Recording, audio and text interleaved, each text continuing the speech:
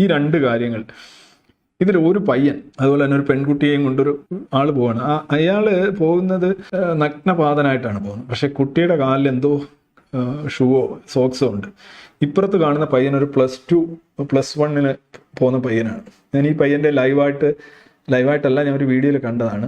അപ്പം ആ പയ്യൻ്റെ പ്രശ്നം എന്ന് പറഞ്ഞു കഴിഞ്ഞാൽ അവൻ്റെ 2 വൃക്കയും മാറ്റി വെച്ചാണ്. അവനൊരല്പം നടക്കുമ്പോൾ തന്നെ ഭയങ്കര ആയാസമാണ്. അതുകൊണ്ട് അവനെ ട്രോളിയിൽ എടുത്തുകൊണ്ടാണ് പോകുന്നത്. അപ്പോൾ കോട്ടയം മെഡിക്കൽ കോളേജിലോ എവിടെയെകൊണ്ടാണ് ചികിത്സയിലായിരുന്നു പയ്യൻ. അപ്പോൾ അവനോട് പറഞ്ഞിരിക്കുന്ന അയ്യപ്പൻ്റെ അടുത്ത് വരുവാണെങ്കിൽ എൻ്റെ അസുഖം കുറയുമെന്ന് ആ പയ്യനോട് പറഞ്ഞാണ് കൊണ്ടുവന്നിരിക്കുന്നത്. പക്ഷേ ഒരുപാട് പേരുടെ ഇൻ്റർഫിയറൻസും സഹായങ്ങളും ഒക്കെ ഉള്ളത് കൊണ്ട് മാത്രമാണ് ആ പയ്യന് മുകളിലെത്താൻ കഴിഞ്ഞത്. പക്ഷെ ആ പയ്യനെ അവിടെ കൊണ്ടുവന്നത് ആക്ച്വലി ഭയങ്കര റിസ്ക്കാണ്. ആ പയ്യൻ്റെ കാര്യം നമുക്കറിയാം. അത്രയും ശാരീരികമായ അവശതയുള്ളൊരു പയ്യനെ കൊണ്ടുവന്നു.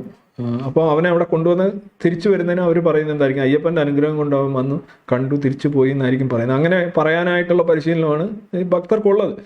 പക്ഷെ എന്നിരുന്നാലും എത്ര റിസ്ക് ആയിട്ടുള്ള ഒരു കാര്യമാണ് ഇത് കുറേ പേരെ ചെയ്യുമ്പോൾ ചിലർ ഓക്കെ അവരെന്തെങ്കിലും ആ സ്പിരിറ്റിലൊക്കെ സഹായമൊക്കെ കൊണ്ട് രക്ഷപ്പെട്ടു. മാത്രമല്ല ഇവരെ കൊണ്ടുവരുമ്പോൾ മറ്റുള്ളവരെ ആ ക്യൂവിൽ നിൽക്കുന്നവരെയും പോലീസുകാരുടെയും മറ്റുള്ളവരുടെ അവരുടെ റിസ്ക്കും വർദ്ധിക്കുകയാണ്. കാരണം ഈ പറയുന്ന ദൈവമോ അല്ലെങ്കിൽ അങ്ങനെയുള്ള ഇതൊന്നും അവിടെ അല്ല വർക്ക് ചെയ്യുന്നത്. അവിടെ ശരിക്കും പ്രകൃതിയുടെ നാച്ചുറൽ ആയിട്ടുള്ള ഇക്വേഷൻസ് ആണ് വർക്ക് ചെയ്യുന്നത്. രോഗികളായിട്ടുള്ളവർ കഴിവതും യാത്ര ഉപേക്ഷിക്കുക എന്നുള്ളതാണ് നല്ലത്. അല്ലെന്നുണ്ടെങ്കിൽ you are actually becoming a liability to other people. കാരണം അവിടെ വെച്ച് നിങ്ങൾക്ക് വൈദ്യസഹായം എത്തിക്കാനും നിങ്ങൾക്ക് ഔഷധങ്ങൾ എത്തിക്കാനും വെള്ളം എത്തിക്കാനും ഈ പയ്യൻ തന്നെ ഇടയ്ക്ക് കഷ്ടപ്പാട് വരുമ്പോൾ യാതന വരുമ്പോൾ ഒരുപാട് ഗുളിക എടുത്ത് വീഴുന്നതൊക്കെ ആ വീഡിയോയിൽ കാണാം. എന്തിനാണ് ഇങ്ങനെ ചെയ്യുന്നത്? യഥാർത്ഥത്തിൽ നിങ്ങൾ ഈ പറയുന്ന ഒരു ദൈവം നിങ്ങളെ അനുഗ്രഹിക്കുന്ന ആളുണ്ടെങ്കിൽ നിങ്ങളുടെ ഡയാലിസിസ് തുടങ്ങുന്നതിന് മുമ്പ് തന്നെ പുള്ളി നിങ്ങൾക്ക് വേണ്ട അനുഗ്രഹങ്ങളൊക്കെ തരില്ലേ? അല്ല, അങ്ങനെയെങ്കിലും ചിന്തിച്ചുകൂടെ?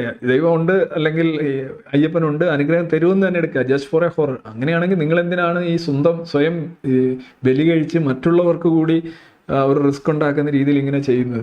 അതുപോലെ തന്നെ ഈ കുട്ടികളുടെ കാര്യം. കുട്ടികൾ നിങ്ങളെ പ്രൈവറ്റ് പ്രോപ്പർട്ടികളൊന്നും അല്ല.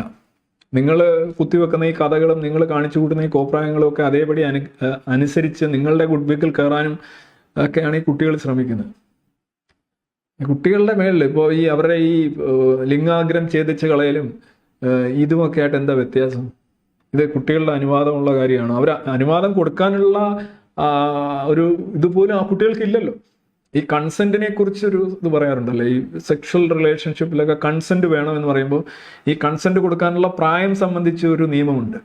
കാരണം ഇൻഫോംഡ് ആയിട്ടുള്ള കൺസെന്റ് ആയിരിക്കണം. ആ കൊടുക്കുന്ന വ്യക്തിക്ക് എന്താണ് ചെയ്യുന്നത്, എന്താണ് അതിൻ്റെ കോൺസിക്വൻസസ് എന്ന് അറിയാമെങ്കിൽ മാത്രമേ അയാൾ കൊടുക്കുന്ന കൺസെൻസസിന് നിയമസാധ്യതയുള്ളൂ.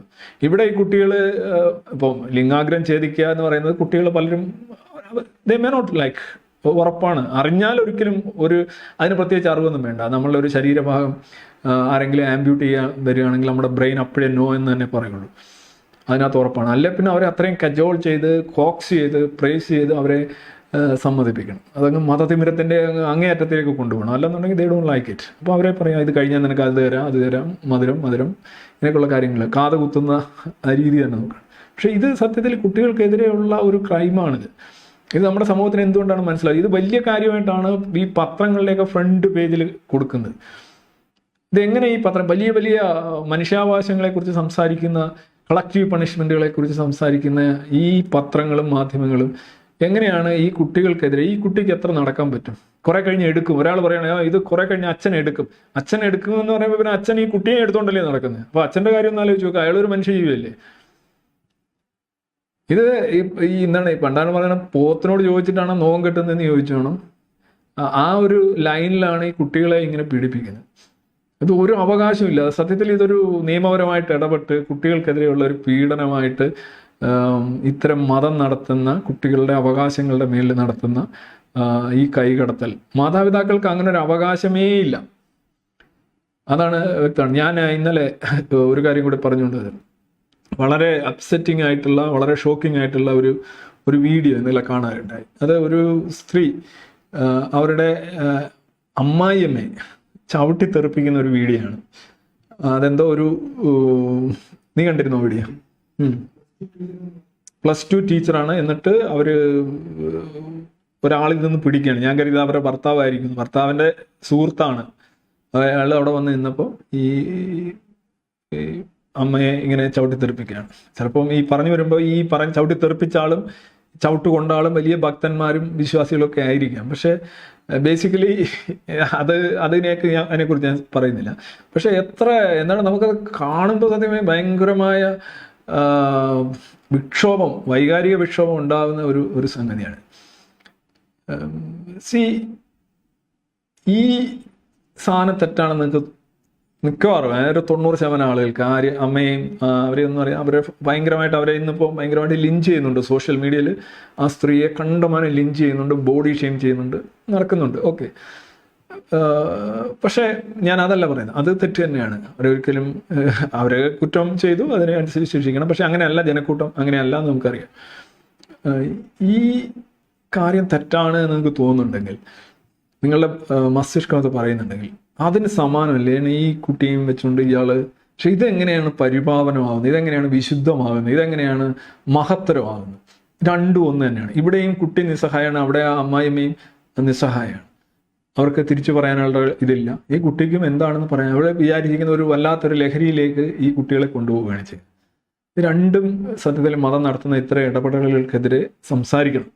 നമ്മുടെ സാംസ്കാരിക നായകന്മാരും രാഷ്ട്രീയക്കാരും ഒക്കെ ഒന്ന് ഇരുന്ന് നിങ്ങൾ ഭക്തി നടത്തിക്കോളൂ, കുറേ പ്രായോഗികമായിട്ട് നടത്തും. ഈ യാതനകളും കഷ്ടപ്പാടുകളും ബുദ്ധിമുട്ടുകളൊക്കെ കുറയ്ക്കുന്ന കുറേ കാര്യങ്ങൾ നിങ്ങൾ അവിടെ ഇപ്പം എന്തായാലും കോൺക്രീറ്റ് ചെയ്യുന്നുണ്ട്. ബാക്കി എല്ലാ സെറ്റപ്പും അവിടെ ഉണ്ടാക്കും. ആളുകൾക്ക് അതിനകത്ത് അപ്പോൾ പറയും കച്ചവടം കടന്നു വരുന്നു. പിന്നെ ഇതെന്താണിത്? ഈ ശബരിമല നടക്കുന്നത് എന്താണ്? നിങ്ങൾ എന്താണ് അതിൻ്റെ വിജയമായിട്ട് പറയുന്നത്? നിങ്ങൾ നടവരവ്, കണക്ക്, വരുമാനമല്ലയോ പറയുന്നത്? അപ്പോൾ അത് കച്ചവടം തന്നെയാണ്. കച്ചവടം മോശം കാര്യമൊന്നുമല്ല. ആളുകളെ പറ്റിച്ച് പൈസ ഉണ്ടാക്കുന്നു, അത് തന്നെ അവിടെ നടക്കുന്നത്. അതല്ല എന്നൊന്നും സ്ഥാപിക്കേണ്ട കാര്യമില്ല. അപ്പം അങ്ങനെ ചെയ്യുമ്പോൾ ഈ വരുന്നവർക്കും പൈസ കൊണ്ടിടുന്നവർക്കും മറ്റു ചെയ്യുന്നവർക്കും വേണ്ടുന്ന അടിസ്ഥാന സൗകര്യങ്ങളും സപ്പോർട്ടും എന്തായാലും അങ്ങനെ ചെയ്തു.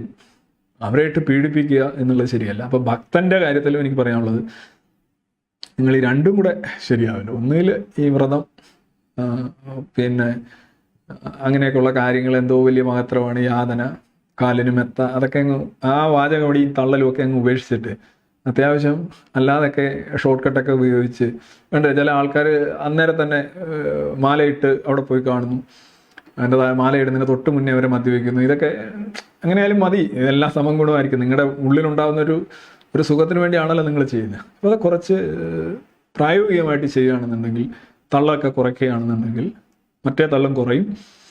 നിങ്ങളുടെ തള്ള കുറയ്ക്കുകയാണെന്നുണ്ടെങ്കിൽ വണ്ടിയിലെ തള്ളും കുറയും, തിരക്കും കുറയും. അപ്പോൾ നിങ്ങൾക്കത് ചെയ്യാം. അതാകുമ്പോൾ മറ്റുള്ളവർക്കും ഒരു പ്രശ്നമില്ല, മറ്റുള്ളവർക്കും ആക്ഷേപം കേൾക്കേണ്ട കാര്യമില്ല എന്നുള്ളതാണ് എനിക്കിതിനെക്കുറിച്ച് പൊതുവായി പറയാനുള്ളത്.